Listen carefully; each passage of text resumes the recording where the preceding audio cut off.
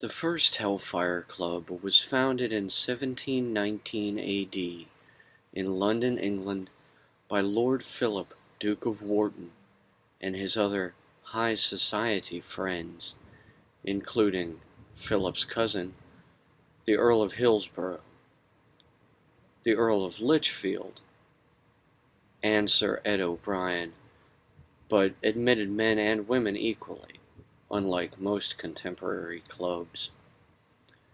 The club held meetings initially at the Greyhound Tavern, but as respectable women members could not politely enter taverns, the meetings progressed to a series of members' houses in and around London, and at Wharton's Riding Club. The content of their meetings, however, was meant as intentionally scandalous, and thus kept necessarily as clandestine and inconspicuous as possible. The club met on Sundays, dressed as biblical characters, at their secret location for that weekend, and partook in a meal consisting of some variety of oddly named concoctions, such as Holy Ghost pie, breast of Venus, devil's loin, hellfire punch, and etc. The members referred to themselves as devils, and their chief potentate as the devil, and participated in so-called mock religious ceremonies. Following 1721 charges of horrid impieties being brought against Lord Philip by Robert Walpole under George I, whom had made Philip a duke, but ultimately bent to the political pressure applied by Philip's political opposition in order to split Philip apart from his political allies. After his club disbanded, Wharton became a Freemason, and, by 1722, was the Grand Master of England.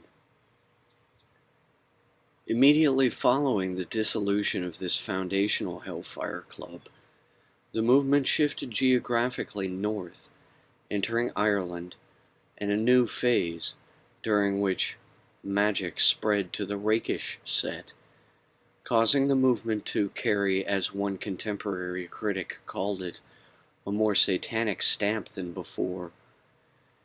In London, a Hellfire Club continued to meet at the George and Vulture Inn, which was lampooned as the setting for the 1739 AD painting, William Hogarth's Charity in the Cellar, and an apocryphal story, recorded by Thomas de Quincey, persists about an unnamed lord, possibly Frederick, Prince of Wales, John Montague, 4th Earl of Sandwich, inventor of the sandwich, and co-founder of the 1744 Divan Club, with Sir Francis Dashwood, or else Sir Francis himself, roasting a man on a spit at the George and Vulture Inn. Imitator clubs sprang up across Ireland, with chapters in Limerick, and from 1735 in Dublin, where Colonel Jack St. Lager, a relative of the Honourable Elizabeth St. Lager, and Richard Parsons, 1st Earl of Rothesay twice, 1725 and 1730, Grand Master of Ireland, founded a club with Lord Santry, Simon Luttrell, a.k.a. the Wicked Madman, and Colonels Clements, Ponsonby, and St. George that hosted orgies at the Eagle Tavern on Cork Hill, at Daly's Club on College Green, and at a hunting lodge atop Montpelier Hill until they burned it down and relocated to the Killikee Dower House further down the same hill. At these they drank hot scaltheen, a mixture of whiskey and butter laced with brimstone, and toasted to Satan. The Dublin Hellfire Club revival, called the Holy Fathers, was denounced in a March 12, 1771 issue of the Freeman's Journal, but nevertheless lasted about 30 years, toward the end of which their members included Thomas Buck Whaley, 1766 to 1800, son of Burnchapel Whaley, the reputed president of the original Dublin Hellfire Club. Edinburgh's branch arranged pacts with the devil. A branch in Oxford was still operational as lately as at least 1763, when a pamphlet attacking a clergyman named John Kedjoe was published accusing him of membership in it. Another collegiate branch was established in Cambridge, where the minutes book of a so-called appalling club, consisting of 7 founders calling themselves the Everlastings, from 1738, remain in possession of the Masters of Jesus College since the death of its last member on November 2, 1766. The remainder of the 1700s AD Hellfire-type clubs emanated from Sir Francis Dashwood and his immediate coterie of personal friends. As previously mentioned, Dashwood co-founded the 1744 Divan Club with his friend John Montague, 4th Earl of Sandwich. The aforementioned pater, William Hogarth, was a friend of Dashwood and was himself a founding member of the Society of Beefsteaks. Another friend of Dashwood's, anti-Catholic John Hall Stevenson, inherited Skeleton Castle, inland from Saltburn, and, renaming it Crazy Castle, he founded the so-called Demoniacs with mutual friend Joseph Sterne, whom soon ceased to attend, and with Francis Dashwood as appointed privy councillor, and they met in assemblies to drink, gamble, and joke, and practiced ritualized parody baptisms of new initiates. Sir Francis Dashwood's own inevitable Hellfire Club was called the Dilettante, and established from 1732 with between 12 and 40 members, some possibly having been members of the original London Hellfire Club, orchestrated under Lord Philip of Wharton. The Dilettanti were also called the Order of the Knights or Friars of St. Francis of West Wycombe.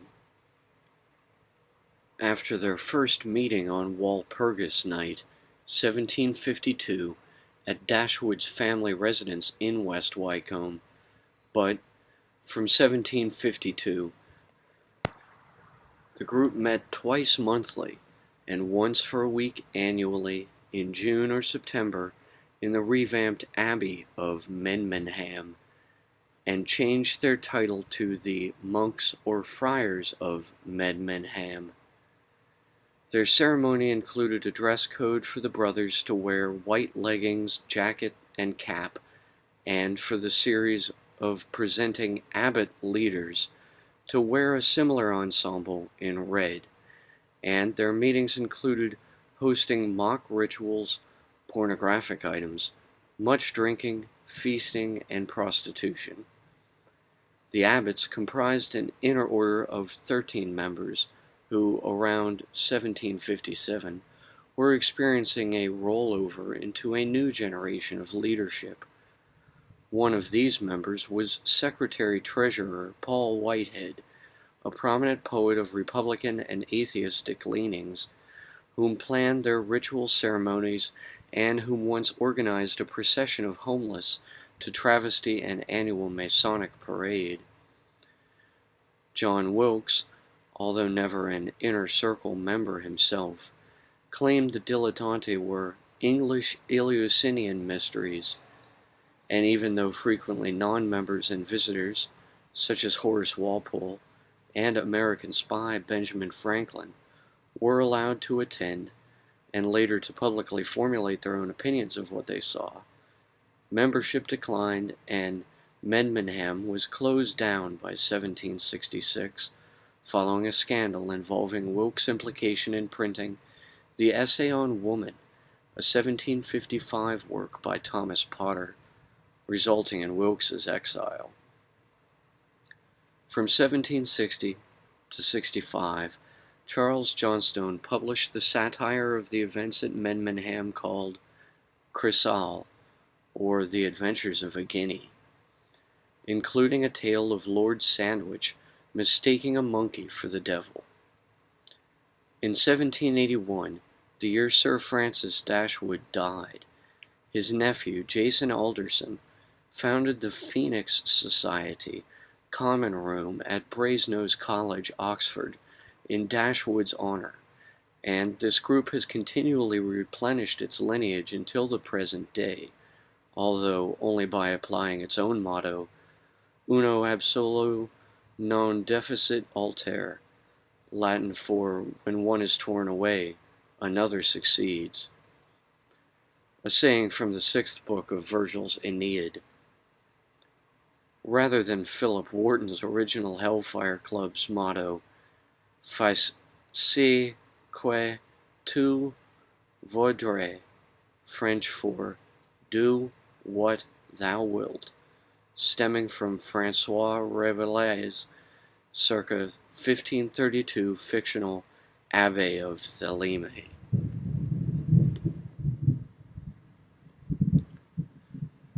The immediate result of the rampant, undisciplined hedonism seizing popular English and Irish cults of the Baroque era was the apex of decadence under Louis XVI of France that had driven France deeply into international war debts, which ultimately led to the French Revolution from 1789 to 90 AD, during which, in January 1783, came the beheading by guillotine of the French king Louis XVI himself. In 1793 and 4, the Committee of Public Safety imposed a dictatorship and, during the Reign of Terror, executed between 16,000 and 40,000 French civilians as well. At this time, Donatien Alphonse Francois, called simply Marquis de Sade, 1740 to 1814, was elected delegate to the National Convention. For any unfamiliar with his works, Sade is best known for his erotic writing, such as Justine and 120 Days of Sodom, satirizing the decadent and licentious lifestyles of the bourgeoisie, clergy, and aristocracy of his era. And it is from Sade's name that we derive the sexual taboo term sadism, meaning the taking of pleasure from the vicarious experiencing of another person's pain. So we can begin to see the primary theses for this work progressing. The 1700s AD Hellfire Clubs in England and Ireland were like a pan of fire, and the contemporary Illuminati of Bavaria, in what would later become Germany, were like a pan of water, while the Freemasons, by then already spread across the continent and the Isles, were like a breath of air to decide between them.